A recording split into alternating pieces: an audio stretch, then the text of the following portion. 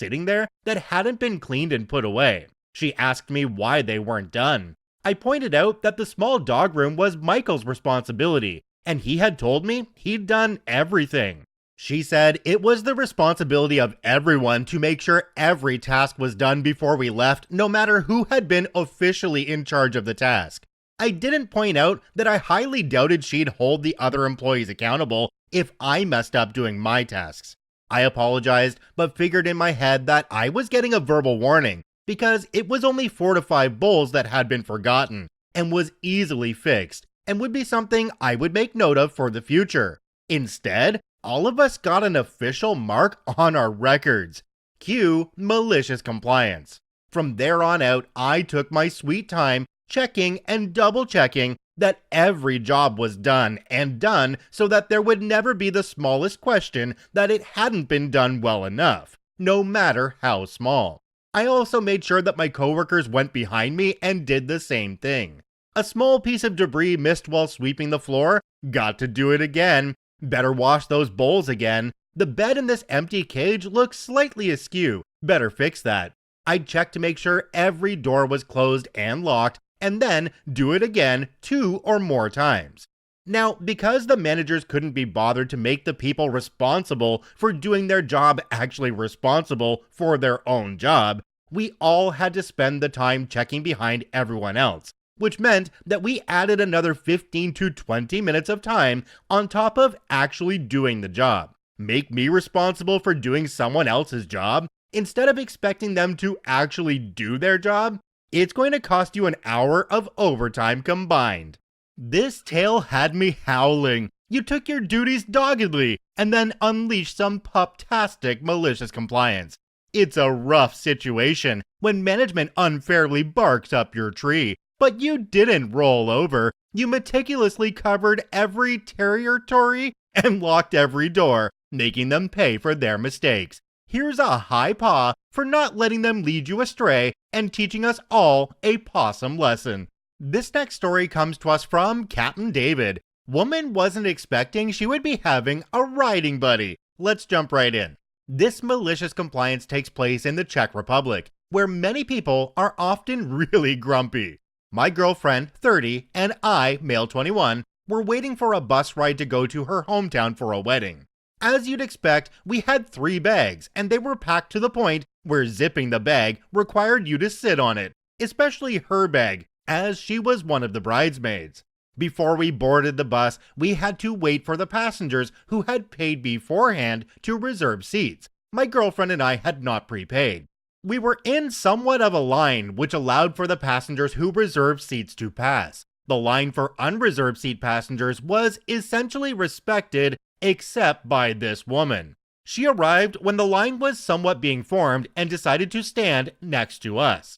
As our turn to board was coming up, she quickly scooted in front of my girlfriend and looked forward as if she was completely oblivious to the fact she had done something that was traditionally frowned upon. My girlfriend was obviously quite annoyed and started saying out loud, in English, much of the older generation in this country doesn't understand English very well.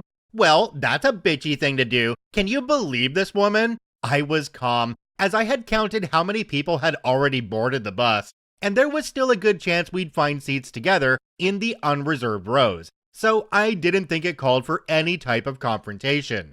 Still, I had calmly responded, let's be honest, we can't be surprised when bitches do bitchy things. Looking back, it was unnecessary, but I was also tired and the bags were heavy, so I was a bit impatient. We finally sit down and my girlfriend chose to sit in the 2 free seats behind her. I would have chosen the seats in front of her and then just slowly recline my seat back every few minutes so that she wouldn't have noticed my little act of revenge, but this ended up being better. It's important to note that the row the woman chose was the last row with an overhead shelf for bags. The shelf was a little longer in the front, so every person essentially had space for their bag if they moved their bags a little towards the front of the bus. It's also important to mention that the shelf was essentially empty, and I could have placed another 5 bags next to ours if I wanted to. We finally hit the road, and the woman is talking on the phone, loudly I might add, saying how she's going to visit her grandson, who is so sweet, but that he plays metal music in his room, and she can't stand the sound of it. After she finishes the call, she takes off her windbreaker and plans to put it above her seat. She finally sees that my bag is directly above her seat, and instead of moving her jacket 35 centimeters to the right on the shelf, or setting her jacket on the empty seat beside her, she decides to confront me in an entitled tone. "Excuse me, young man, but I can't put my jacket anywhere because your fat bag is in the way."